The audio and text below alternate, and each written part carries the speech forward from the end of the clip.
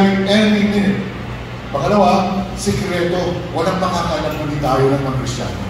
And that is the teaching, that is two of the teachings that are involved in the teaching of the pre-trib rapture.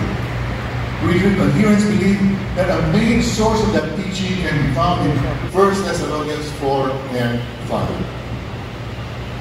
And they will usually quote these two verses, 1 Thessalonians 4, I'll be reading from the Legacy Standard Bible by John MacArthur. Thank you, John. For the Lord himself will descend from heaven with a shout, with the voice of the archangel, and with the trumpet of God, and the dead in Christ will rise first. Then, we who are alive and remain will be caught up together with them in the clouds to meet the Lord in the air, and so we shall always be with the Lord.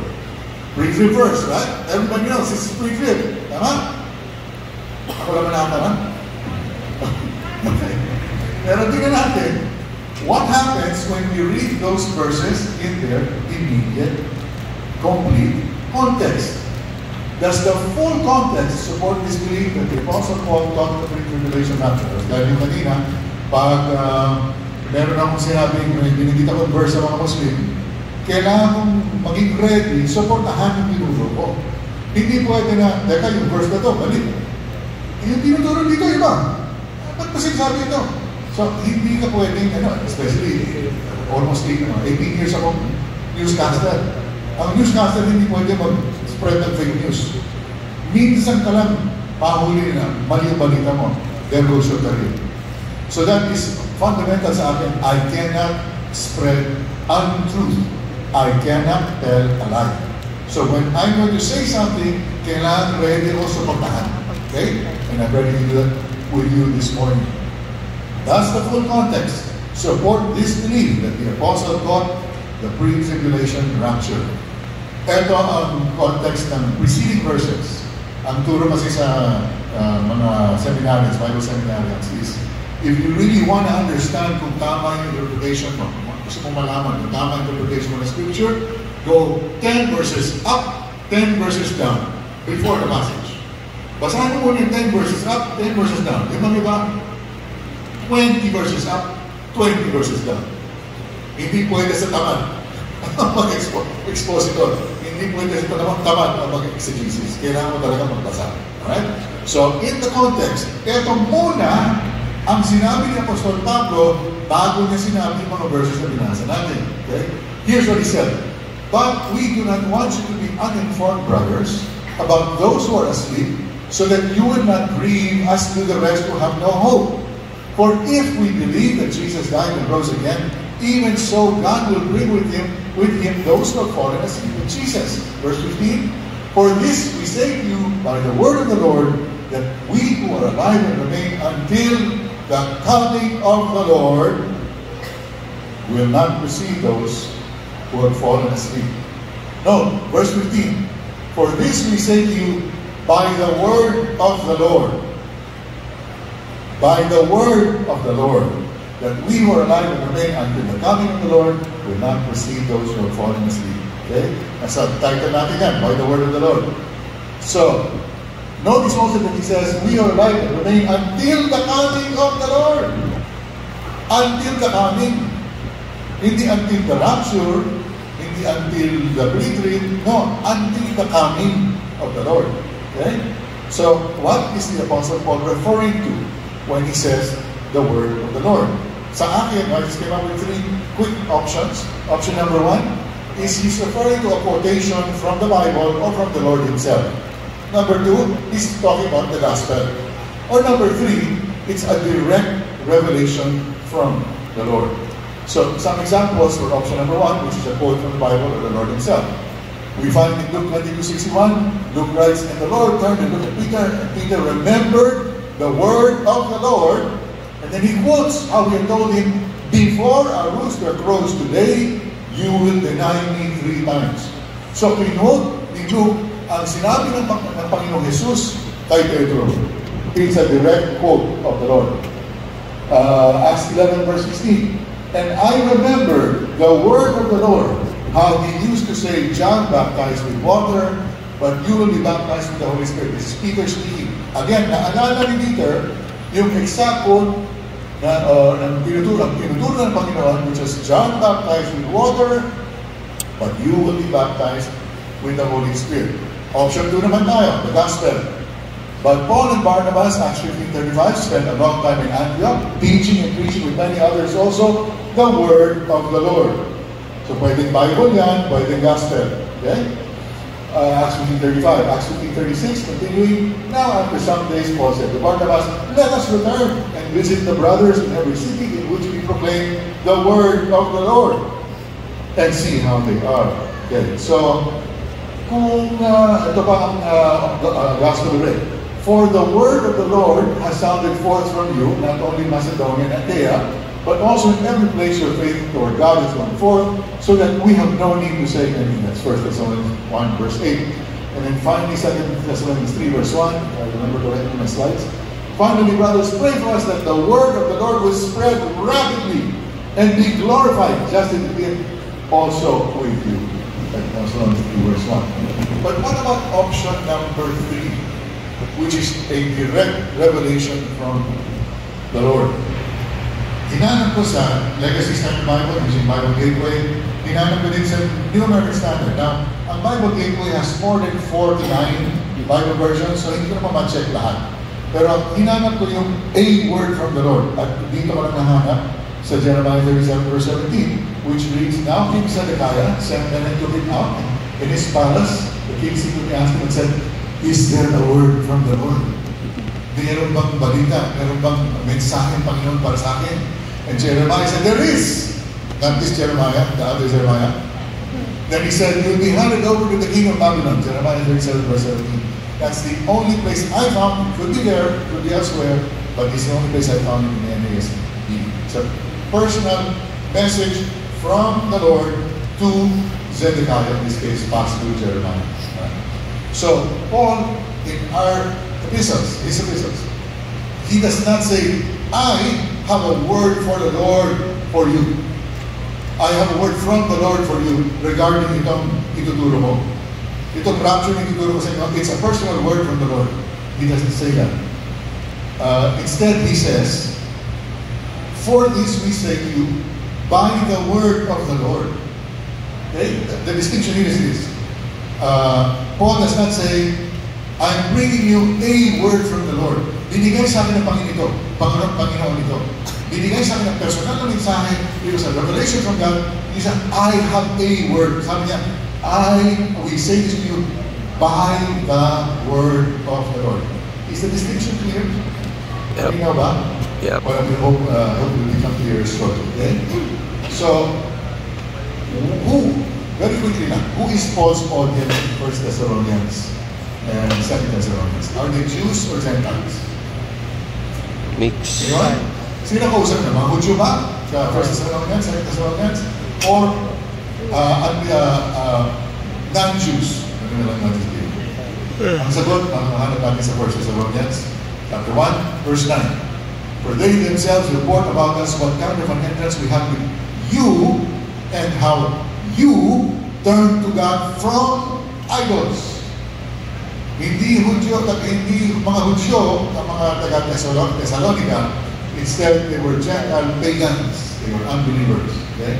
So they turned from God, from idols, to serve a living and true God. So, ang kausap ni Paul, all throughout 1 Thessalonians and Thessalonians, are maybe Jewish Christians, Jewish believers who believe in the Messiah, and more than Jews, they would have Gentiles. Right? So, we're down to dalawang option na tayo. The word from the Lord Paul is talking about is either a quotation from the Lord himself or from the Bible or the gospel. So, does the verse make sense if we replace the phrase with the words of the gospel? For this we say to you, by the gospel? No. That we who are alive and remain? No. So, not really. So, it seems more likely that in fact, Paul was quoting from the Lord. Okay? Yung turo ni Paul ay hindi galing sa personal revelation, kung hindi, meron siyang pinaparaphrase. Meron siyang na memorya, meron siyang alam na tinuro ng Panginoon at ipinapasa na lang sa atin. Right? So, is there any proof of what I'm saying in the passage itself. Again, key points natin, 1 Thessalonians 4. For this we say to you by the word of the Lord, that we who are alive and remain until the coming of the Lord will not receive those who have fallen asleep. Could Paul actually be, ito na pinakasusi, natanong, could Paul actually be paraphrasing the Lord Jesus' teachings about His second coming as laid out in Matthew 24, Luke 17, Luke 21, and Mark 13? When he quotes the Lord's teachings in 1 Thessalonians 4 and 5. Is there any proof of this in the passage of the Holy Spirit? Here is some more of what Paul wrote.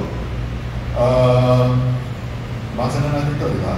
But anyway, for this we say to you by the word of the Lord, that we who are alive and remain until the coming of the Lord will not receive those who have fallen asleep. For the Lord Himself will descend from heaven with a shout, with the voice of the archangel, and with the trumpet of God. I'm repeating it for a reason. Okay? Sana habang nakikinig kayo, meron pasulput na mga memory listeners in your minds that you might realize that it sounds familiar. For the Lord Himself will descend from heaven with a shout, with the voice of the archangel, and with the trumpet of God, and the dead in Christ will rise first. 1 Thessalonians 4:17. Then we who are alive and remain, when we caught up together with them in the clouds, to meet the Lord in the air, and so shall we always be with Him. 1 Thessalonians 5, verse 1. Now, Paul na naman to, okay? Now, concerning the times and seasons, brothers, you have no need of anything to be written to you. For you yourselves know full well that the day of the Lord will come just like a thief in the night. Sino yung una nagturo tungkol sa thief in the night?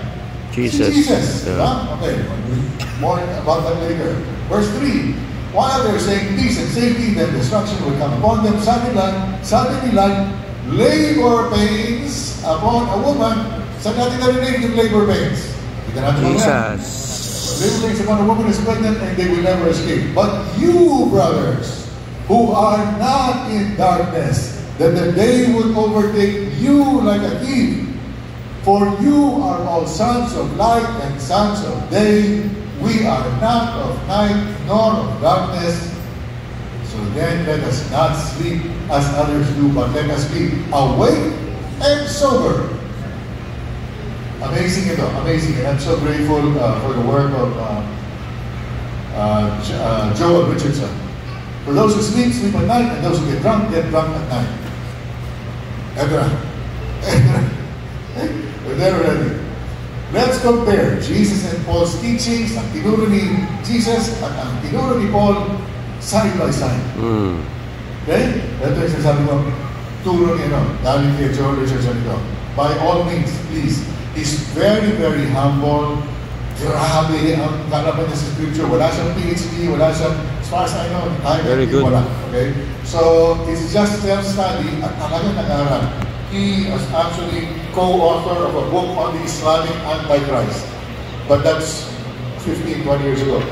Ang focus na ngayon is reaching Muslims pa rin at the same time that he's still reaching out to Christians. Because ang concern namin, okay, I don't remember, Pastor, what was the percentage you had, more or less? How many of the church are pre-trib and how many are post-trib? Majority, 70, 80%, 90%? What's safer, 80? Let's say 80%. Sabihin natin 80% ng iglesia ay pre-trib. Tapos dumating ang tribulation, dumating ang abomination, desolation, pumasok si Antichrist sa temple, na hanggang ngayon hindi magawa, pero ang balita namin sa mga Hudyo, anytime pwede din itayo. Pre-fab pwede itayo yung templo. So it can happen anytime. And they're saying even that they already have everything they need to complete the Old Testament sacrifices. Pwede na sila bumalik sa Mosaic law with no problems in the temple sacrifices. So, what was I saying? If 80% of the church hindi alam na dadaan ang iglesia sa tribulation, At pre-trib lang ng pre-trib ang tinuturo, anong mangyayari sa 80%? 80% Hindi magiging handa. Hindi handa ang iglesia. Kasi inisip ng iglesia, tulad na sinabi pa sa kanina, I'm not gonna be here anyway. Kukunin naman ako ni Lord bago pupulok ang lahat ng yan. So hindi ko na problema yan. Which is a problem.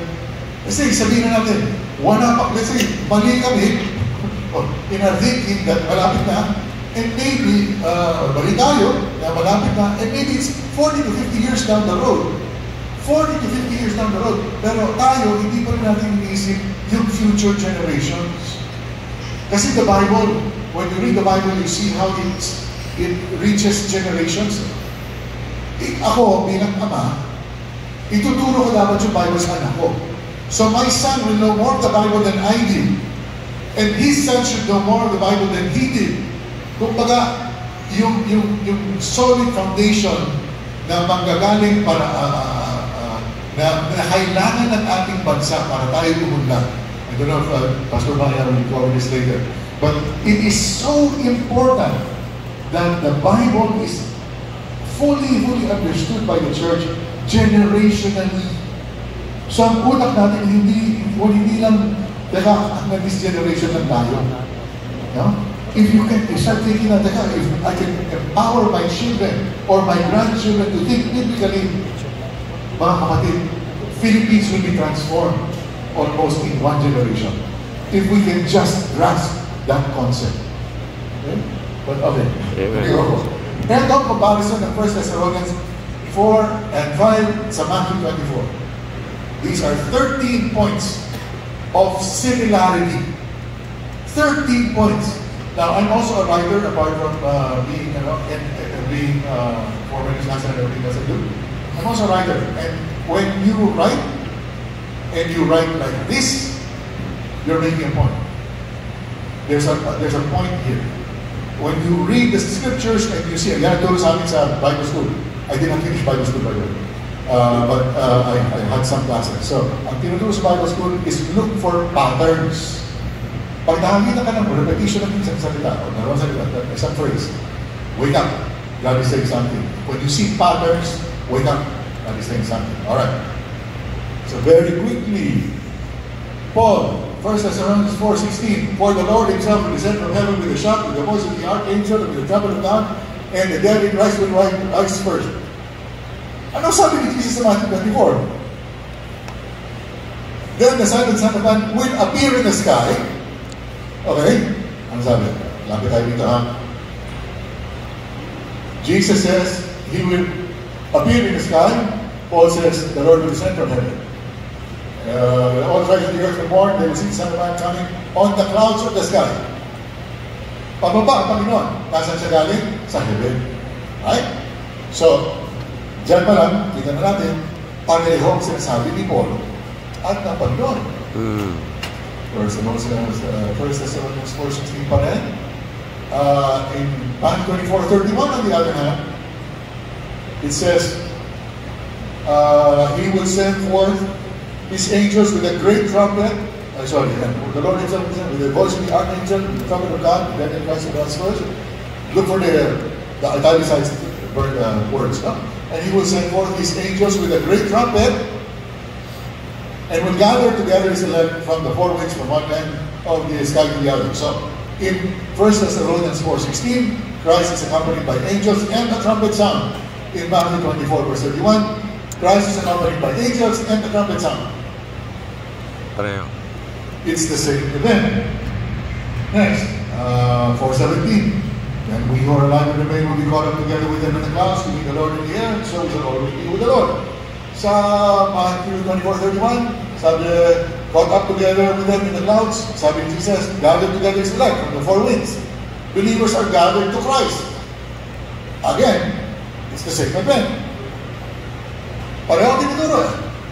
4:16, again, believers are gathered to Christ because Paul teaches the dead in Christ will rise first. So the dead in Christ will rise first, kinukuha ni Lord. And ano sabi ni Jesus sa Matthew 24:40-41? One will be taken, one will be left. One will be taken, one will be left. So yung believer, kukunin na Panginoon, yung unbeliever, Okay? Next. 1 Thessalonians 5, verses 1 and 2. Now concerning times and seasons, brothers, you have no need of anything to be written to you, for you yourselves know full well that the day of the Lord will come just like a thief in the night. Sabi ni Jesus, but of that day and hour no one knows, not even the angels of heaven or the Son and the Father alone. They're both passages are saying na hindi natin alam kung anong exact na oras. I have another presentation when I talk about Matthew 24. Again, look for patterns in the language. Ang sinasabi ng Panginoon ay hindi ko malalaman kung kailan mo babalik. Kasi ang tanong sa kanya, Matthew 24 verse 3, Lord, what are the signs of your coming and of the end of the age? Ang sagot ni Jesus, sign. So, paano natin walang senyas? Walang senyalis na pagbalik na. It's very clear. Kakalista lang yan ng senyalis eh. Read Matthew 24, you see it. Okay? So, time unknown, we see it in the writings of Paul and the teachings of Jesus. Next. 1 Thessalonians 5 verse 2, for you yourselves know full well, we read this already, but ang sabi ng Panginoon Jesus, be sure of this, that if the head of the house had known at one time of the night that thief was coming, he would have stayed away. Thief, just like a thief in the night, overtake you like a thief, to Paul, to Jesus, thief again. Okay? 1 Thessalonians 5 verse 3, while they're saying peace and safety, and destruction will come upon the sun like labor pains. Ito na naman. Sabi ng Panginoon, just as the days of Noah were, so the coming of the Son of Man will be. For us in those days, before the flood, they were eating, drinking, marrying, giving, and they did not understand until the flood came and took them all away, so will the coming of the Son of Man be. So, unbelievers, hindi alam na darating pala ang Panginoon. Bakit hindi nila alam? Kasi hindi sila nagbabasa ng Bible. Hindi sila nagbabasa ng Matthew 24. Pero tayo, church, nagbabasa ba tayo ng Bible? Alright, hallelujah. Very glad to hear it. Okay? So alam na natin ang senyales, right? While they're saying peace and safety, the destruction will come upon them. Sabi ni Jesus in Matthew 24 verse 8, but all these things are merely the beginning of birth pains. Judgment is just like sudden birth pains. Okay? Next, you brothers not the darkness, ito na, believers are not deceived. Kasi sabi ni Paul, you brothers are not in darkness, and the day would overtake you like a thief. Sabi ni Jesus, be sure of this, if the head of the house, Matthew 24, verse 43, if the head of the house had known at what time the night the thief was coming, he would have stayed awake and would not have allowed his house to be broken into. Finish the passage. Makita nyo, what his teaching is, stay awake, be alert, watch out. I'm telling you these things for a reason. Next, 1 Thessalonians 5, verse 6. And let us not sleep as others do, but let us be awake and sober.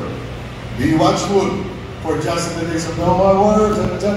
Verse 39, and they did not understand until the flood came and took them away. Sana hindi mangyari sa atin yan.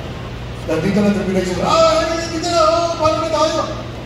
No, that's the entire point of why Jesus teaches what he teaches. We need to be watchful. Then I'm ready tayo. Again, still quoting from 1 Thessalonians 5, verse 7 and 9, for those who sleep and drunk, get drunk at night.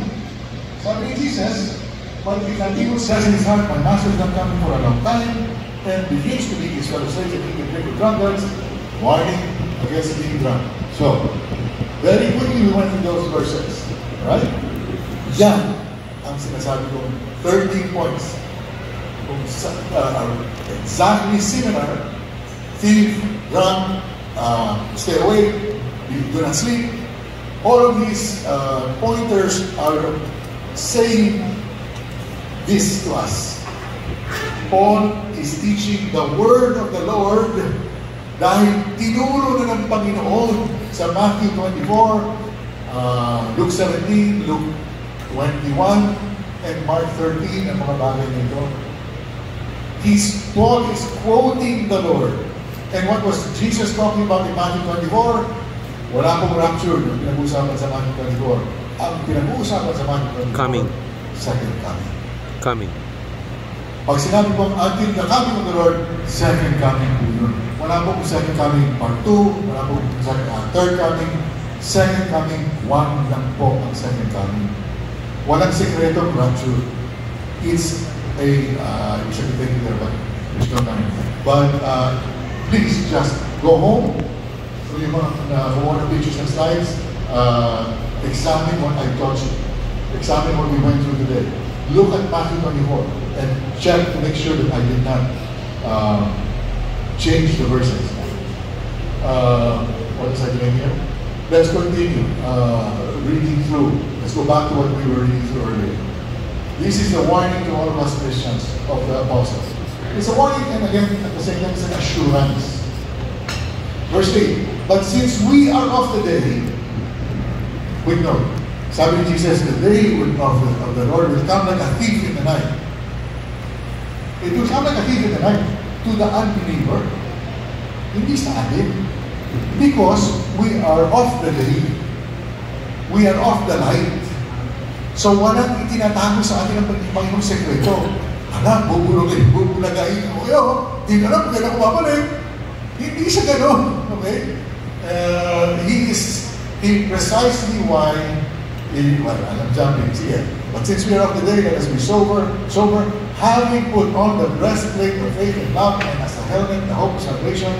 For God has not appointed us for wrath, but for obtaining salvation through our Lord Jesus Christ. Ang iniisip ng mga pre-tribber is, ito, ibig sabihin, tribulation. But ito, malinaw na malinaw, turo ni Pablo. We believers are not appointed to wrath. Hindi sa ating babagsak ang wrath ng Panginoon. Ang wrath ng Diyos para sa sinner, hindi sa believer. Okay? Persecution and martyrdom, that's not the wrath of God, that's the wrath of the Antichrist. Hindi ka paparusahan ng Diyos with martyrdom because you died believing in Him. He's very happy when believers die in Him. Even more happy in Revelation. Ginagalang ng Scripture ang martyrdom. Hindi tulad natin na, I forgot to mention, kaya po medyo naihanda na ako ng Panginoon para dito is because when you debate Muslims, kailangan nakahanda po kayo mamatay. Seryoso. Ako, ilang buwan na ako nag-ipag-debate, meron na mga death threat. Tinuro pa sa akin, ito yung church mo. Ano oras ka ba niya na nag-antay, man? Ito ang class, ito Facebook page niya. You know what I did? Natin ako sa pastor, pakitagdag ng securities mo ba? Kasi baka bombahin yung church. That's, okay, so, that was early on pa lang. Kaka-umpisa mo lang. Then I learned that they don't really mean it. Pinatakot ka lang, makasakali. Meron naman talagang gagawa. Gagawa talaga ng sinasabi nila. But, it's been how many years, and I'm still here. So, isa kasi, during the torture niya, sabi niya, we are invulnerable for as long as our work on the earth is not yet done. Okay? So, habang nandito pa, kung nandito pa ako, ibig sabihin, hindi pa tapos ang aking trabaho. Okay? Same with you. Amen? Okay, for God has not appointed us for wrath, but for obtaining salvation through our Lord Jesus Christ, who died for us, so that whether we are awake or asleep, we will live together with Him. Therefore, comfort one another and build up one another, just as you also are doing. Ang ginawa ko dito, I actually still have time, but I don't want to jump to the slides. Look for the word comfort sa Bible Gateway, or meron kayo search, comfort in the Pauline epistles. Time after time, kasabay ng comfort ang suffering. You only need comfort if you're suffering. Diba? Kung hindi ka nagturusan, ba't mo kailangan ng comfort? Relax ka lang, diba? Pero again and again and again, sinasabay-sabay ni Pablo yung mga words. Comfort, affliction, comfort, suffering, comfort, persecution. It's because we are preparing the church. You guys, I taught you this already, sabi ni Paul. I taught you this. Sabi na naman. Ito yung ating bonus proof kasi naman ito tayo. Bonus! Libre na po ito. Jesus said, therefore, when you see, this is Matthew 24, verse 15, therefore, when you see the abomination of desolation which was spoken of through Daniel, the prophet, standing in the holy place, let the reader understand that those who are in Judea must flee to the mountains. Ayan. Ano tayo? Ano muna tayo? Rabbit hole muna tayo sa tayo. Isipin po ninyo, ang tinuturo ng pre-trib is para sa Hudyo ito. this teaching of Jesus, when you see the abomination, when you see the Antichrist enter the temple, flee. Sabi niya, when you see him stand in the holy place, those who are in Judea must flee to the mountains. Must flee to the mountains. So ang turo ng pre-trib is, ang turo ito ay para sa mga Hudyo. Kung Hudyo po sila, hindi sila nababasa ng New Testament. Okay? Paano malalaman ng Hudyo na nakasulat ito sa New Testament? Kung hindi sila nababasa ng New Testament, they don't believe in the New Testament.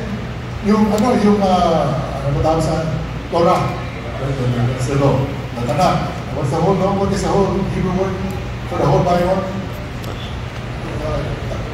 Tanakh. The Old, ayaw kasi sabihin Old Testament kasi ayaw nila ng salitang Old Testament. Ayaw nila ng ginatawag natin Old Testament. But that's all they believe. So there's no reason for us to think na ang Matthew 24 ay para sa mga Hudyo. Bakit? Kasi kung sinasabi ng Panginoon ito sa Hudyo, kailan nila babasahin ito? Too late na. Dumating din yung Antichrist sa templo na siya. Anong klaseng Mesias yan? Kung kailan ba nandiyan na, too late na. Hindi mo ipapabasa sa akin yung New Testament? No! It is intended for Jews and Christians who actually physically live in Judea. Ang mga nakatira sa Israel. Now, notice the word, must flee. Kailangan tumakas. Bakit?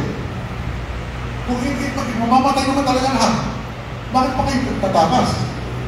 Kasi hindi dapat lahat mamatay.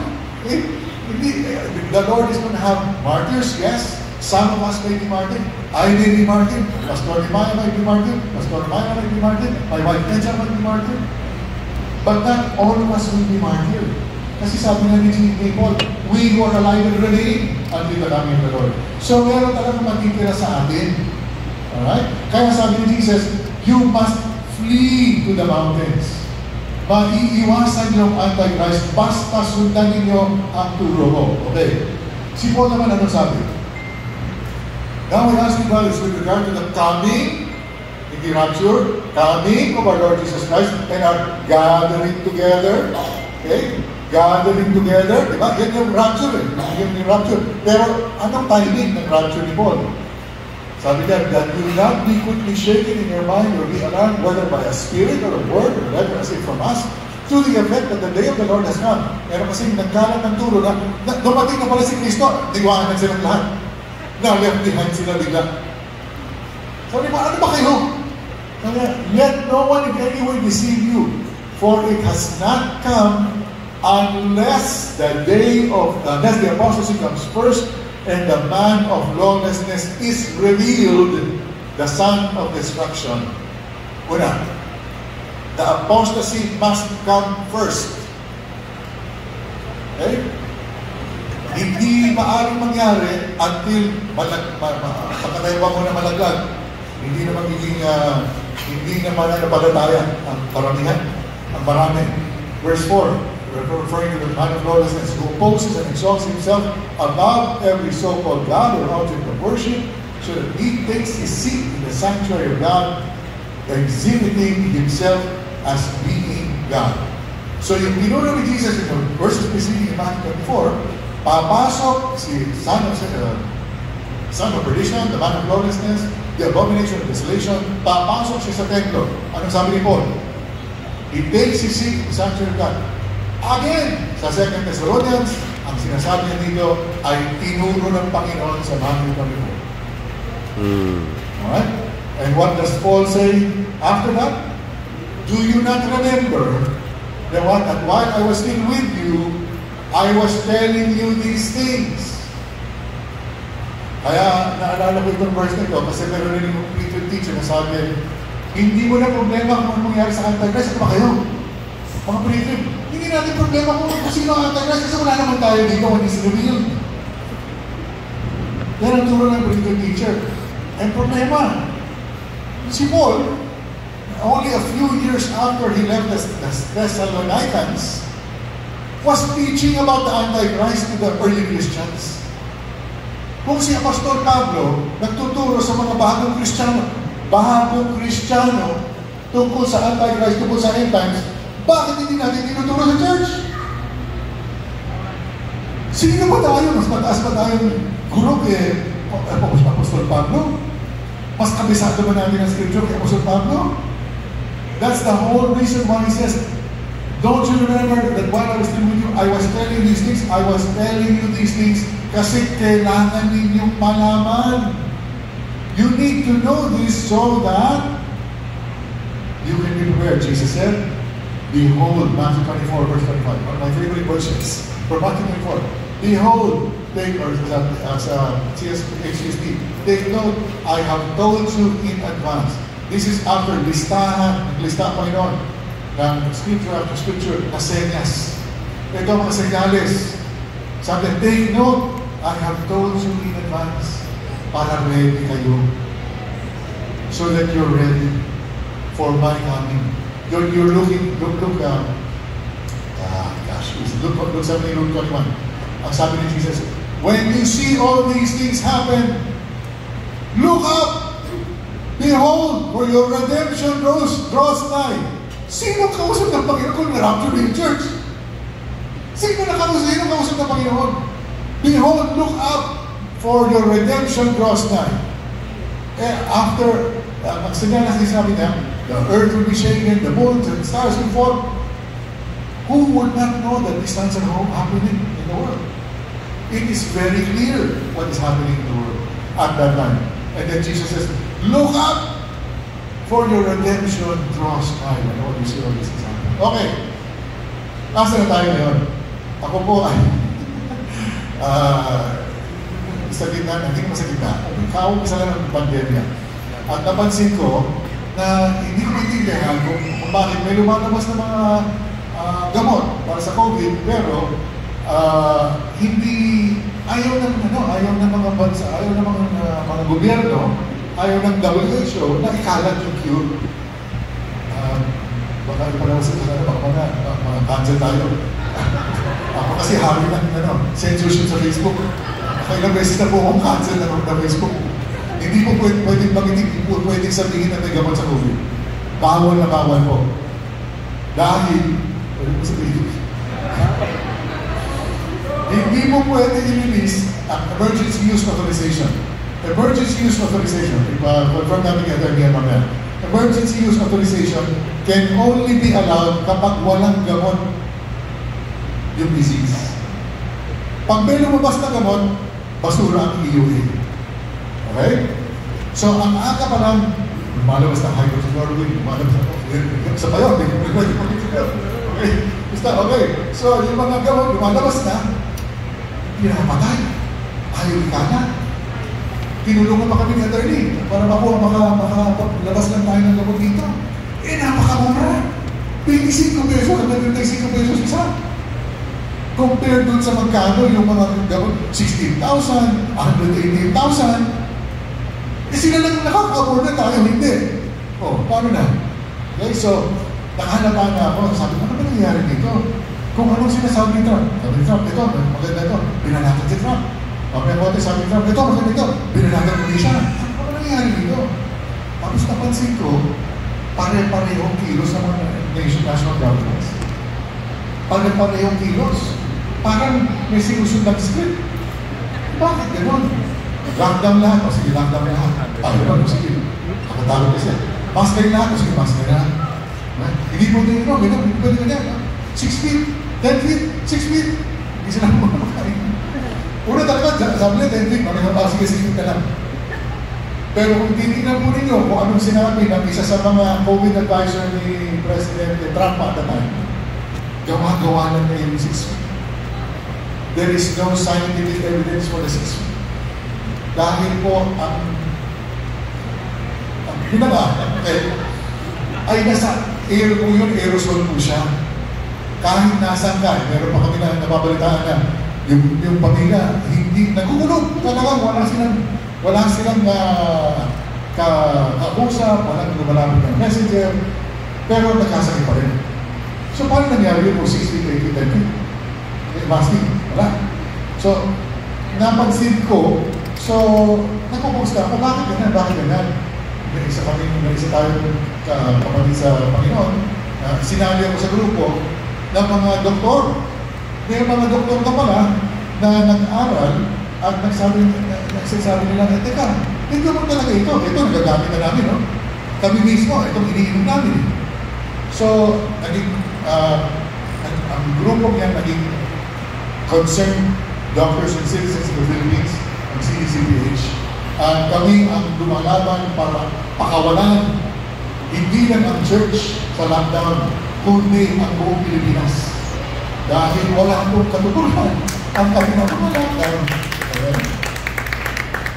Excited po kami September 2020 kasi may mga gamot kaming dala. Ito, gamot ang mura-mura pa.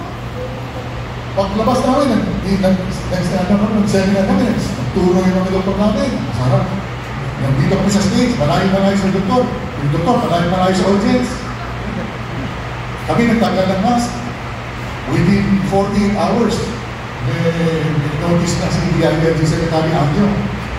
Dakpan, hulihin yung mga yan. Imbestigahan yung mga yan.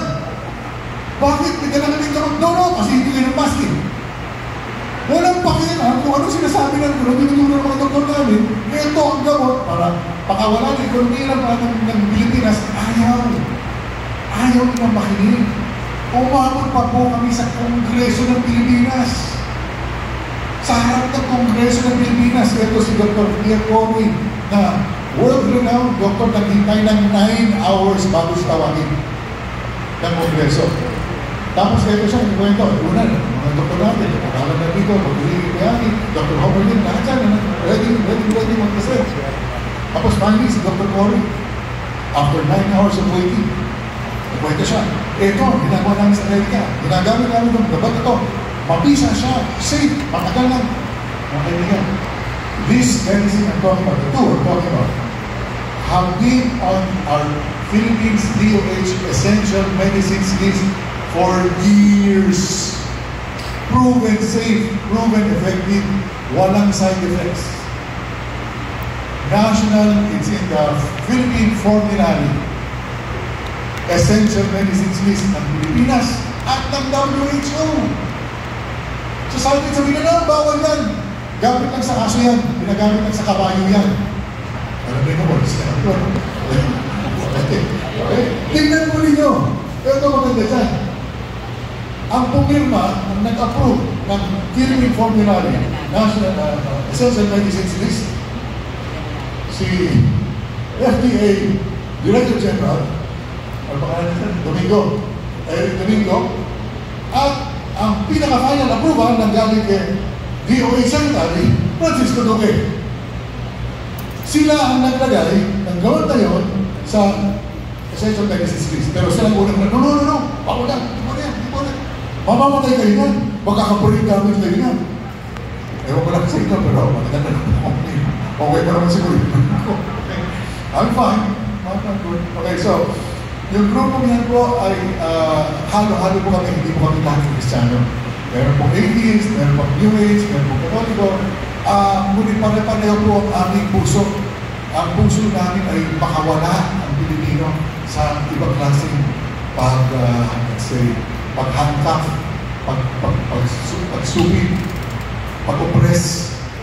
Ang ekonomiya natin bagsak na bagsak dahil sa lockdowns naman. Ang ibang bansa, nag-lift na ng lockdown tayo ng ito pa. Wala naman po, sa totoo lang, wala nangyari sa master. Wala nagawa ang lockdown naman. Too late na yung lockdown naman. Kamalap na. Okay. Dahil marami ang story. All of that to say this. Kahit na po, dito sa grupo natin na halo-halo, Kristyano, hindi Kristyano, ang hindi Kristyano, naghahanda na. Hindi nila alam, hindi nila ng Panginoon, pero nung nakita nila na ginagamit, ay hindi. So nagbibilihan na ng lupa sa probinsya. Nagpupuntahan na ng isa na gumawa ng mga farm. Dahil ang plano ng mga globalista, sabihin natin, ay i-take over ang mga bansa, i-take over ang mga farms, ang aming pagkain,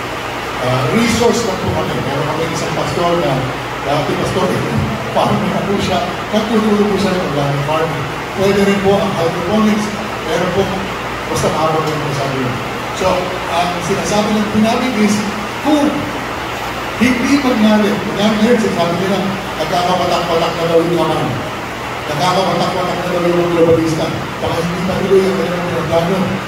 Kung sakali hindi matuloy ang plano nila, okay pa rin tayo kasi meron na tayong food security para sa ating bansa.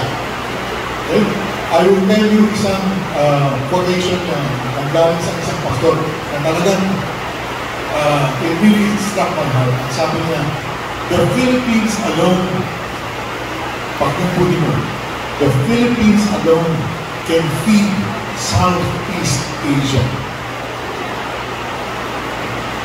Ang aking pastor na Bombay, sabi nga sa tagal niya, God, pastor yung tagal niya, you should come and retire here sa Philippines.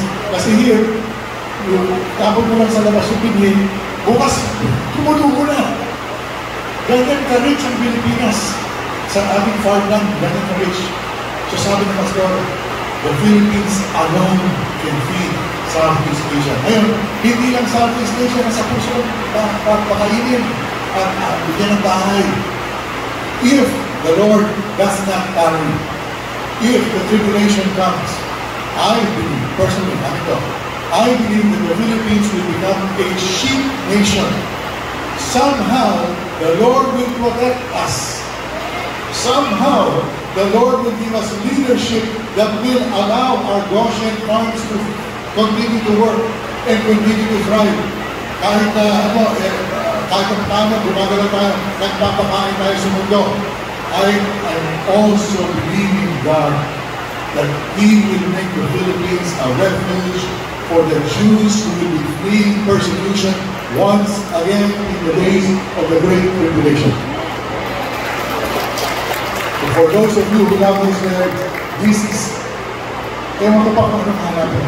Kung nagkamali po tayo as Christians, kung nagkamali po tayo as Christians in the Second World War, nagkamali po tayo. The German church was completely wrong in the Second World War. Hinayaan nila magkaroon ng Holocaust. This is our chance. I believe the Great Tribulation is our chance to say, never again. Kung may makita tayo mga Hudyo na pinapersecute, papatayin, open arms tayo. Tatanggapin namin kayo. Come here. The Philippines will protect you. The Philippines will be your sanctuary. The Philippines will be your Goshen in Southeast Asia. Maraming salamat po. So much for watching. Napaka-blessed po tayo na pakinggan natin ang post-tribulation na message ni Mary Filemon. At napakamalaman, lalo na yung huling bahagi ng Pilipinas ay magiging food haven sa Southeast Asia. Even kahit may tribulation ay mga Hudyo dito pa rin tatakbo katulad sa nangyari sa World War II. Mga Hudyo, welcome po sa Pilipinas. God bless Israel. Thank you for watching. This is Brother Ike. We're halfway on the sermon. Thank you so much. Amen.